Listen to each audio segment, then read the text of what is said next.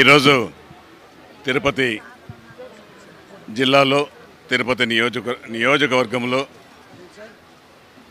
ఈ వికలాంగులకు విద్యార్థులకు భవితాలో చేర్పించి వాళ్ళకు కావాల్సిన భవిష్యత్తును ముందుకు తీసుకురావడానికి అవన్నీ ఏర్పాటు చేయడం జరిగింది. దాంట్లో 651 మంది ఉన్నారు జిల్లా వ్యాప్తంగా. మన ఈరోజు 421 మందికి వివిధ రకాలైన వాళ్ళకు అవసరాలైన పరికరాలు, ట్రైసైకిల్స్ అయితేనేమి, తోపుడు బండ్లు అయితేనేమి, బాగా ఇటువంటివి ఏదైతే యూస్ అవుతుందో ఇటువంటివి అన్నిటిని కూడా మోటార్ సైకిళ్ళు విధంగా, సైకిళ్ళ విధంగా చెవి వినిపించిపోతే వాళ్ళ ద్వారా పరికరాలు కూడా ఇవ్వడం జరిగింది. చాలా సంతోషం.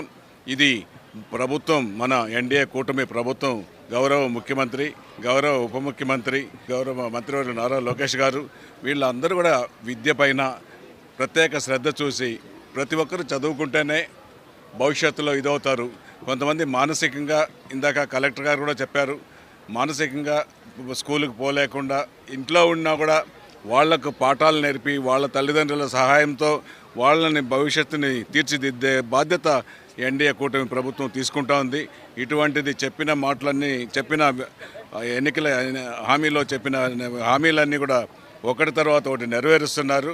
ఇది ఎన్డీఏ కూటమి ప్రభుత్వం అభివృద్ధి, సంక్షేమం సమతుల్యంలో చూసుకుంటూ అభివృద్ధి చేస్తుంది అనేసి కూడా ఈ సందర్భంగా తెలియజేస్తున్నాం.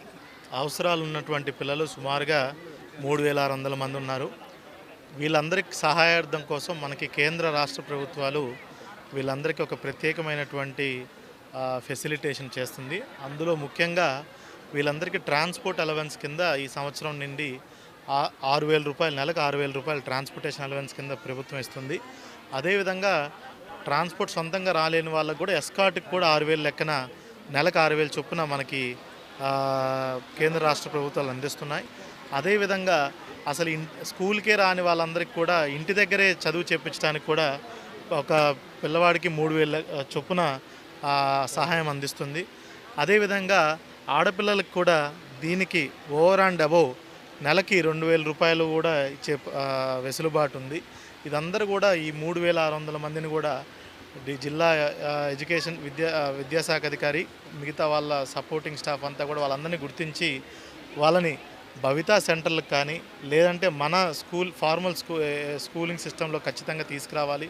అందులో ఆల్మోస్ట్ 95% మంది ఉన్నారు. కొంతమంది మిస్ అవుట్ అవుతున్నారు, వాళ్ళని కూడా తీసుకురావాలని ఆదేశాలు ఇచ్చున్నాము. అదేవిధంగా భవితా స్కూల్స్ 34 ఉన్నాయి. వాళ్ళలో కూడా సుమారు 700 మంది పిల్లలు చదువుకుంటున్నారు.